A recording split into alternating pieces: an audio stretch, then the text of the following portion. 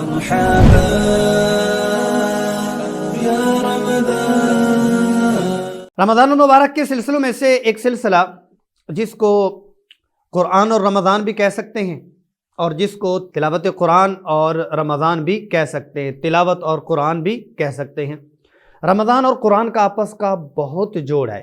شہر رمضان الذی انزل فیہ القرآن، رمضان کا مہینہ، اسی میں ہی قرآن اتارا گیا۔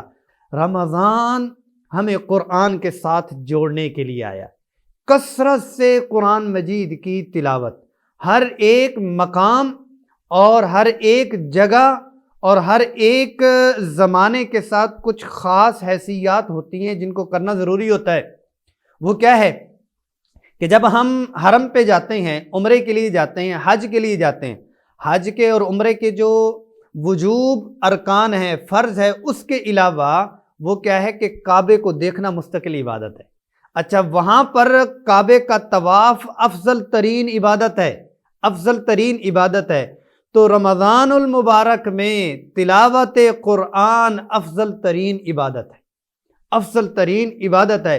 سارے کام چھوڑ کے، اکابرین میں اتنا آتا ہے، وہ دوسرے کام مطالعہ قرآن کوئی طرف آ جاتے، قرآن کی تلاوت کی طرف آ جاتے۔ اس میں تھوڑی سی گزارش جو ہے وہ میں یہ بھی کر دوں کہ رمضان المبارک ہو یا ویسے قرآن مجید کی تلاوت ہو، قرآن مجید کی تلاوت مستقل طور پر حکم بھی ہے اور مطلوب بھی ہے، لیکن مقصود نہیں ہے۔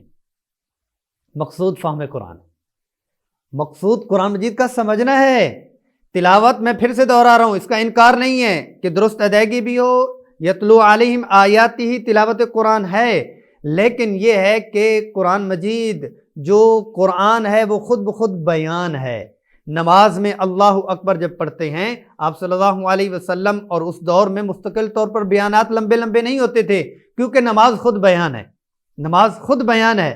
نماز میں پڑھی جانے والی صورتیں خود بیان ہیں، کیونکہ وہ پڑھنے والا بھی سمجھ رہا ہوتا تھا، سننے والے بھی سمجھ رہے ہوتے تھے۔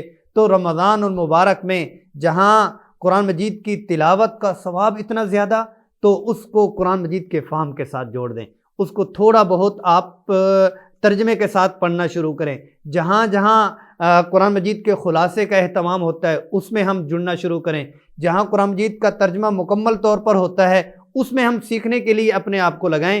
تو رمضان کو قرآن کے ساتھ اور قرآن کو رمضان کے ساتھ کیا ہے کہ قرآن عزت والی کتاب ہے، جو کوئی اس کے ساتھ جڑتا ہے وہ باعزت ہو جاتا ہے۔ قرآن عزیز بلند و بالا کتاب ہے، جو کوئی اس کے ساتھ جڑتا ہے وہ بھی بلند و بالا ہو جاتا ہے۔